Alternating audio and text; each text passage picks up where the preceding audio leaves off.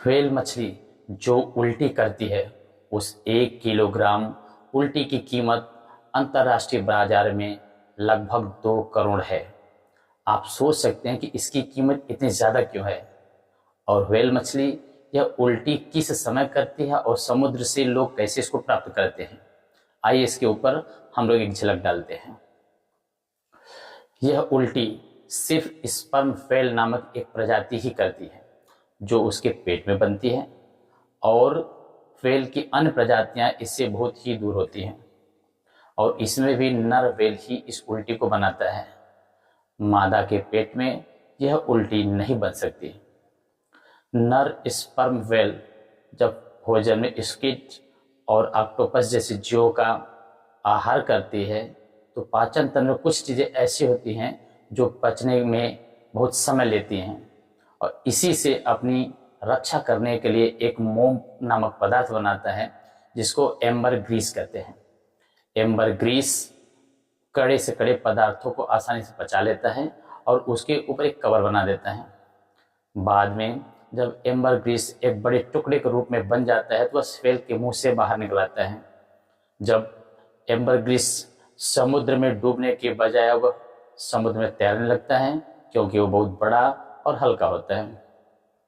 जब amber Greece whale के शरीर से बाहर निकलता है तो उसके ऊपर समुद्र की लहरें, सूर्य की रोशनी और अन्य तत्व इसको कई प्रकार से प्रभावित करते हैं, और इसको परिपक्व होने में लगभग 10 से 20 वर्षों का समय लग जाता है। अब हम जानते हैं कि एम्बर ग्रीस को हम लोग कैसे प्राप्त कर सकते हैं। इसके 2 तरीके होते हैं। एम्बर ग्रीस जब व्हेल के शरीर से बाहर आया, लहरों के ऊपर से होते हुए जो है किनारे पहुंचती है, तब प्राप्त कर सकते हैं आप।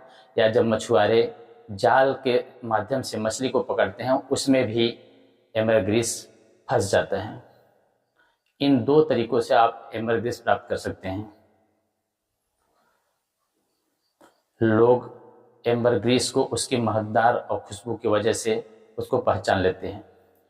इतना महंगा क्यों है और इसका इस्तेमाल कहाँ पर होता है, आइए हम इसको जानने की कोशिश करते हैं।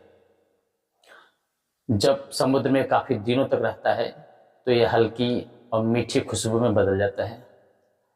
एम्बर ग्रीस को स्पेशली जो है हम लोग परफ्यूम बनाने में प्रयोग करते हैं।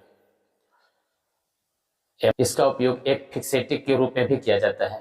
फिक्सेटिव एक ऐसा तत्व होता है जो सुगंध को और गहरी, मनमोहक और संतुलित करता है। इसीलिए परफ्यूम उद्योग में एम्बर ग्रीस को कोल्डा परफ्यूम भी कहा जाता है। अब इसे हम और डिटेल में जानने के लिए अगले एपिसोड में आपसे फिर मिलते हैं। प्लीज़ हमारे इस चैनल को लाइक और सब्सक्राइब कर दें।